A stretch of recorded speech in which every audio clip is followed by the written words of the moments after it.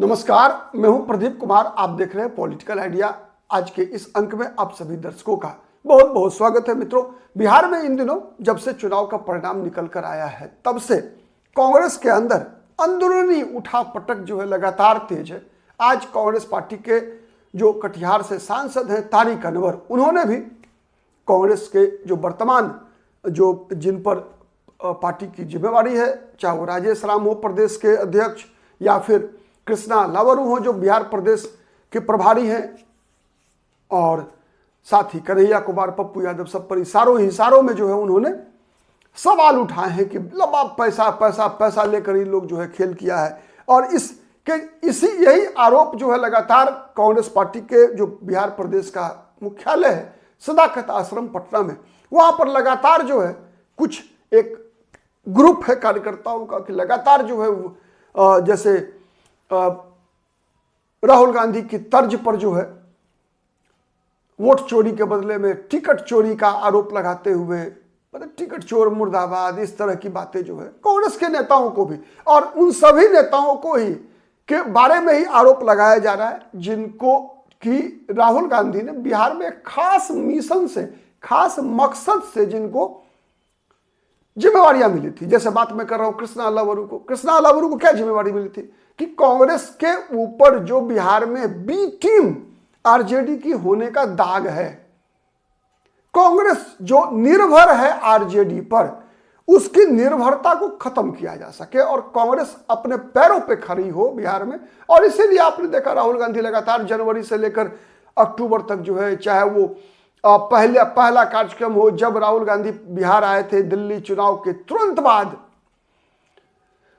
जब राहुल गांधी बिहार में भागीरथ मांझी को पार्टी में शामिल कराने आए थे, फिर जगलाल चौधरी जो एक पासी समाज के, दलित समाज के नेता रहे, उनकी पुण्यतिथि में आए थे, फिर दलितों के कई कार्यक्रम, दलित छात्र कल्याण छात्रावास का कार्यक्रम, दलित संवाद यात्रा, संविधान बचाओ सम्मेलन, ऐसे कई कार्यक्रम दलित विमर्श का राहुल गांधी ने बिहार में खड़ा करने का प्रयास किया। फिर कन्हैया कुमार को आगे करके नौकरी दो पलायन रोको यात्रा शुरू हुई बिहार में। ठीक है, जिस प्रकार से बीपीएससी के प्रश्न पत्र आउट होने के खिलाफ कांग्रेस के कार्यकर्ताओं ने कन्हैया कुमार के नेतृत्व में बिहार की सड़कों पे प्रदर्शन किया, जिस प्रकार से पप्पू यादव ने एक मोमेंटम कांग्रेस के पक्ष में बनाने का प्रयास किया,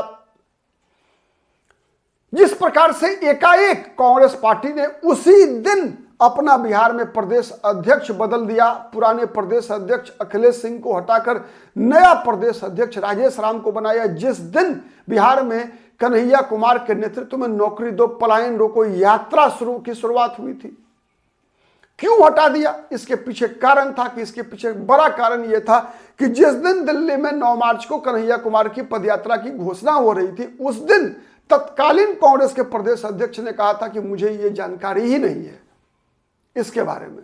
उसी तरह जिस तरह से पप्पू यादव जब 2024 लोकसभा चुनाव से पहले कांग्रेस पार्टी में दिल्ली में शामिल हो रहे थे, बिहार प्रदेश के अध्यक्ष ने कहा था कि उनको पता नहीं कि पप्पू यादव पार्टी में शामिल हो रहे हैं।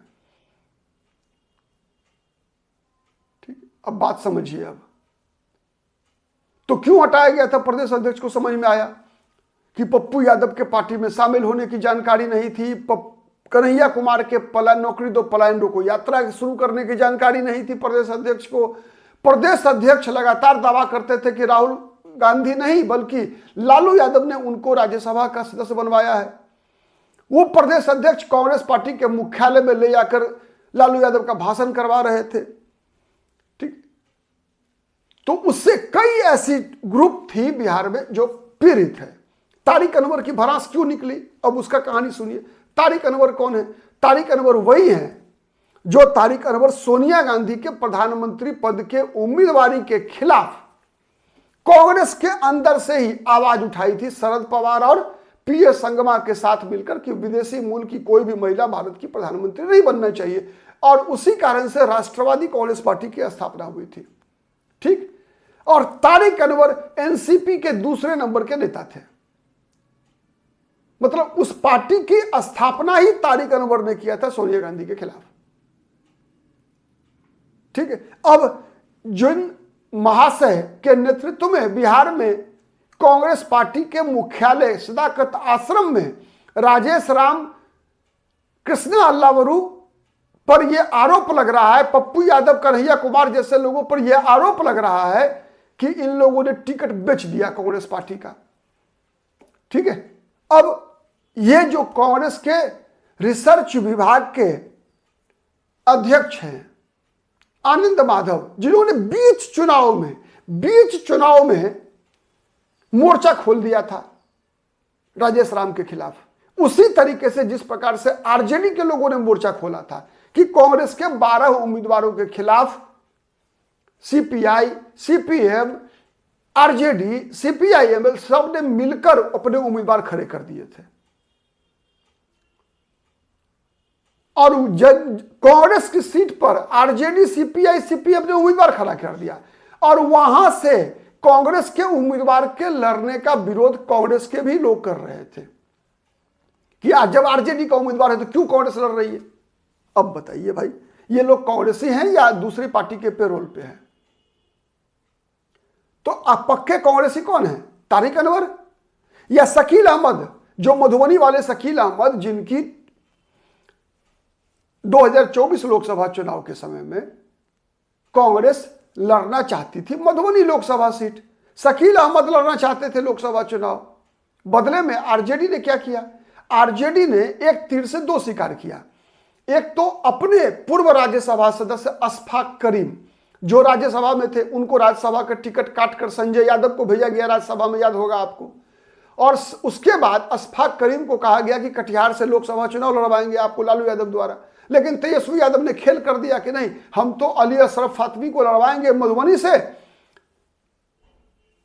तारिक अनवर को लड़ाएंगे कटिहार से। चूंकि तारिक अनवर का सेटिंग भाया शरद पवार लालू यादव के परिवार के साथ, तारिक अनवर का सेटिंग भाया शरद पवार लालू यादव के परिवार के साथ। तो मतलब जो पक्का कांग्रेसी, खांटी कांग्रेसी शकील अहमद का बलि चढ़ गया टिकट के मामले में। ठीक है, और फायदा किसको हुआ? वो व्यक्ति जो 20 वर्ष दूसरी पार्टी में रह के आया। आनंद माधव प्रदेश के प्रवक्ता है, दूसरी पार्टी से आए हैं, लौट कर आए हैं, नहीं कांग्रेस में थे फिर चले गए बीजेपी में, अब बीजेपी से लौट के आए हैं ना आनंद माधव। ठीक है, इसके अलावे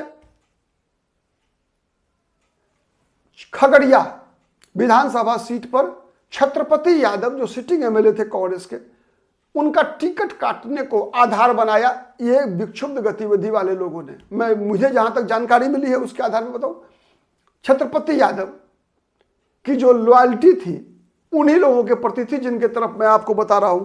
उनके बदले टिकट किनको दिया गया? चंदन यादव को, डॉक्टर चंदन यादव, जो कि कांग्रेस पार्टी के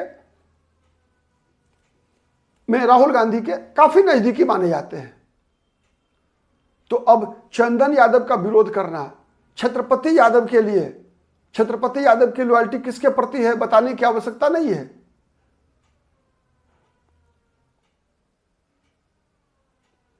तो असली माजरा समझिए क्या है, निगाह कहां है? निगाह है केवल कृष्णा अल्लावरू पर, निशाना पर, सॉरी कृष्णा अल्लावरू है, लेकिन निगाह राहुल गांधी पर है।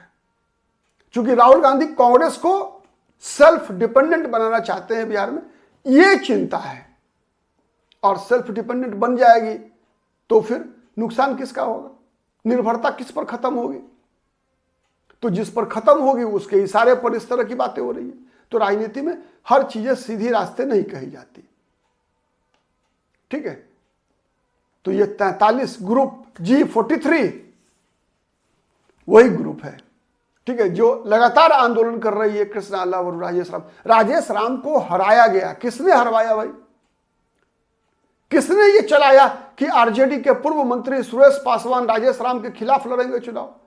किसने ये उड़वाया वहां मामला कि तेजस्वी यादव राजेश राम की जीत नहीं चाहते? कौन थे वो लोग जो राजेश राम के नॉमिनेशन के दिन वहां राजेश राम मुर्दाबाद का नारा लगा रहे थे? नहीं, स्पष्ट है ना, पता तो कोई भी पता कर ले औरंगाबाद में कि कौन कुटुंबा विधानसभा सीट पर नामांकन के दौरान राजेश राम के खिलाफ नारेबाजी कर रहे थे। आरजेडी के लोग थे।